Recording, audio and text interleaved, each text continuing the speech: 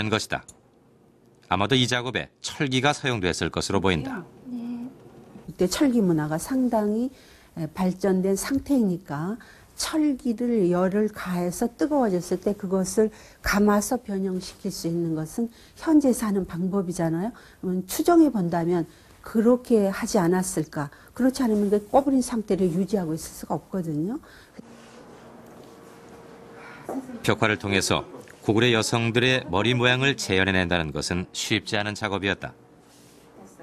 그러면 이쪽은 지금 이제 이 기민머리 몇 번의 수정을 거쳐 우리는 애교 머리를 하고 있는 다양한 고구려 여성들의 모습을 만날 수 있었다. 이것은 고구려 귀족의 머리 모양이다.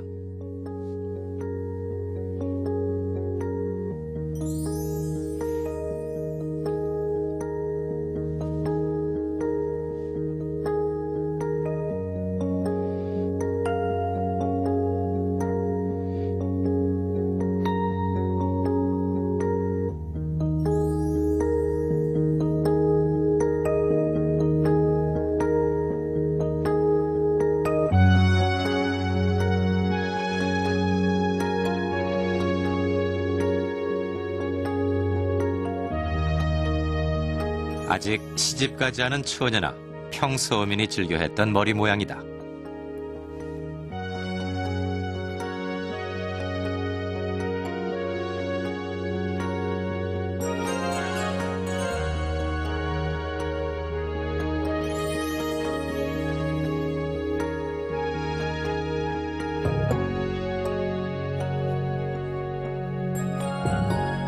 애교 머리에서 여유로웠던 고구려 여성들의 숨결을 느낄 수 있다.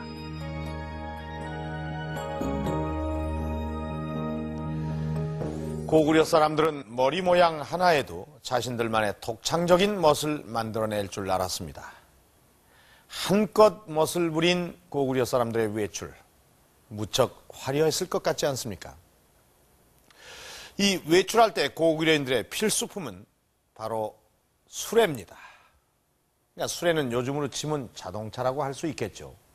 이 수레가 고구려인들과 얼마나 밀접했는지는 이 고분 벽화 속에 나타난 수레 숫자만으로도 그것을 짐작할 수가 있습니다.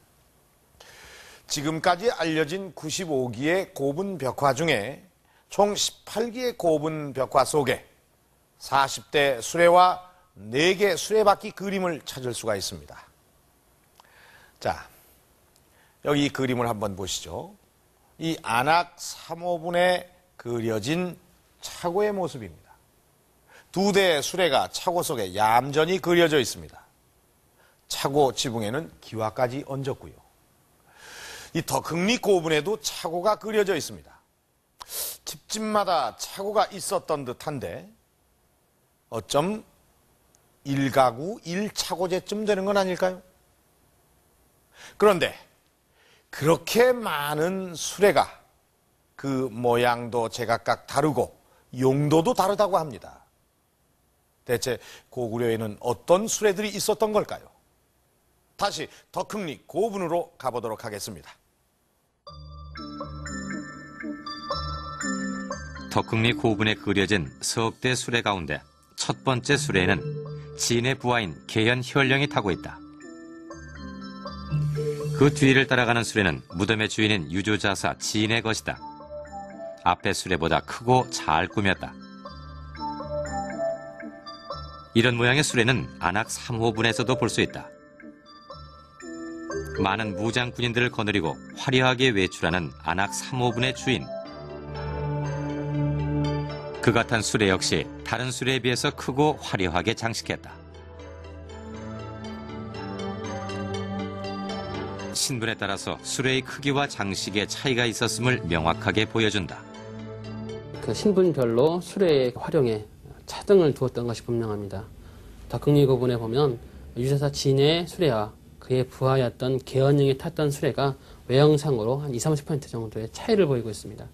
안악 3호분에 나와 있는 화려한 수레하고 팔청리 고분이나 다른 고분의 수레는 분명한 등급의 차이를 볼 수 있습니다.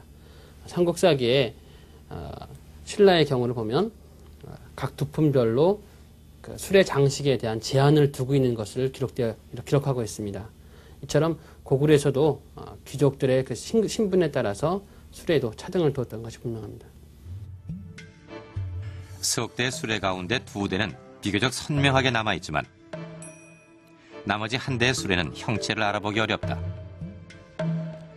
널방 동쪽에 그려진 수레는 가마방이 있고 여자 시종들이 따라가는 것으로 봐 여성용 수레라고 여겨진다.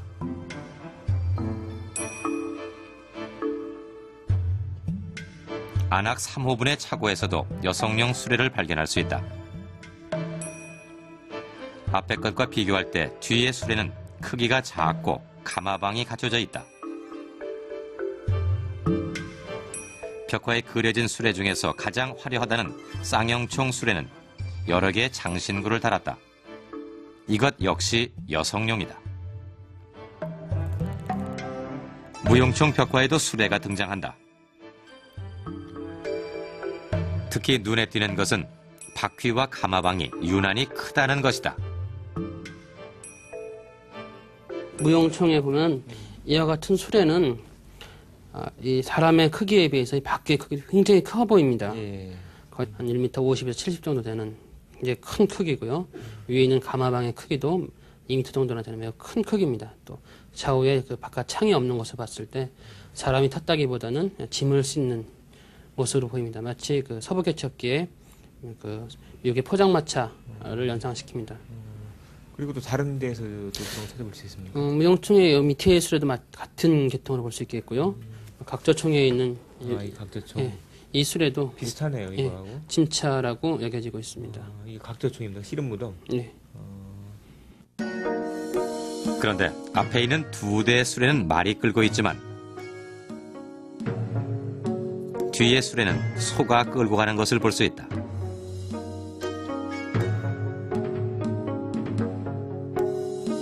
벽화에 그려진 대부분의 수레도 말이 아닌 소가 끌고 있다. 귀족들이 여유를 부리며 외출하기에는 빠른 마차보다 느리지만 안정감 있는 우차가 적당했기 때문이다. 고분벽화의 40여 대의 수레 중에서 말이 끈 것이라고 보이는 수레는 2대 정도에 불과하고 대부분은 그 소가 끌었습니다. 과거에 말이 끄는 그 수레의 경우는 수레에 탄 사람이 말을 직접 몰고 그 바깥으로 외출을 했는데요. 소가 끄는 우차의 경우에는 옆에 시종들이 따라갑니다. 그러니까 귀족의 입장에서 봤을 때는 시종이 따라가면서 갈 수 있는 우차가 더 선호되었겠죠. 소가 모는 수레를 타고 느긋하게 나들이 하는 귀족 앞에 말 한 필이 보인다.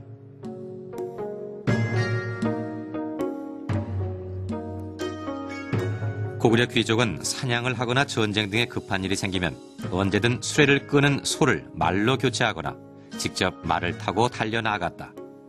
여러 벽화에 그려진 수레를 통해 사람이 타는 수레와 짐을 싣는 수레가 따로 있었고 그 수레 모양도 다양했다는 것을 확인할 수가 있었습니다. 이렇게 다양한 모양의 수레가 있었다는 것은 고구려가 그만큼 부강한 나라였었다는 것을 의미합니다.